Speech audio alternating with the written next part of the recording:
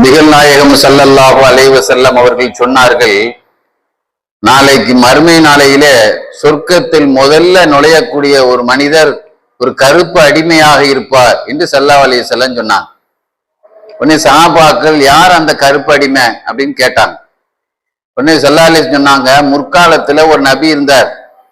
அவர் அந்த பகுதியில் உள்ள மக்களை ஏகத்துவ பிரச்சாரம் செய்தார். அந்த மக்கள் அதை ஏற்றுக்கொள்ளாமல் அந்த நபியை கொண்டு ஒரு கிணத்துல கொண்டு போட்டு ஒரு பாறையை வச்சு மூடிட்டாங்க அந்த கிணற.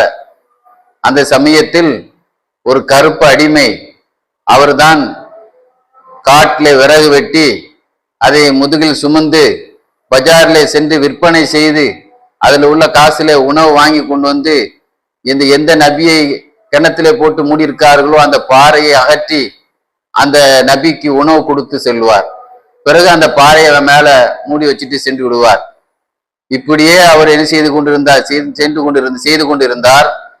ஒரு நாள் அவர் விறகுகளை எல்லாம் வெட்டி விட்டு கெட்டி வைத்து விட்டு வலது பக்கமாக அவரு எழ முற்படும் பொழுது அல்லாஹ் தஆலா அவரை தூங்க வைத்து விட்டான். அப்படியே 7 வருடம் அவர் தூங்கினார். அதுக்கு பிறகு அவர் முழித்தார்.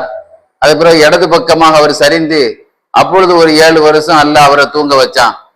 அதுக்கு பிறகு அவர் முழித்தார். சற்று நேரம் தான் நம்ம தூங்கி இருப்போம் அப்படின்னு நினைச்சு, ஆனா 14 வருஷம் ஆயிடுச்சு. அதுக்கு முன்னால் அல்லாஹ் தஆலா அந்த மக்களுக்கு நல்ல புத்தியை கொடுத்து அந்த நபியை அந்த பாறையை நீக்கி அந்த நபியை வெளியெடுத்து அந்த நபியை கொண்டு ஈமான் கொண்டு அப்படியே அந்த நபியும் ஒபாத்தாயிட்டான். அந்த நபி ஒபாத்தான பிறகுதான் அல்லாஹ் தஆலா இந்த கருப்பர் தூங்கி கொண்டு இருந்தாரா இவர் 14 வருஷம் கழிச்சு இவர் முழிக்கிறார். முழித்து கிணத்தை பாக்குறாரு. அவர் வளமை போல நான் கொஞ்ச நேரம் தூங்கி இருப்பேன்னு நினைச்சு வந்தார்.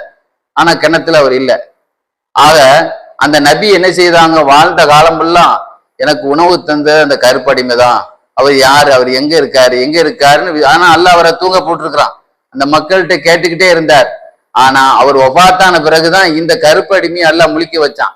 இந்த நபிக்கு துணையாக இருந்த இந்த கருப்பு அடிமை தான் சொர்க்கத்திலே முதல்ல நுழைவார் என்று நபிகள் நாயகம் ஸல்லல்லாஹு அலைஹி வஸல்லம் சொல்லி காட்டினார்கள்.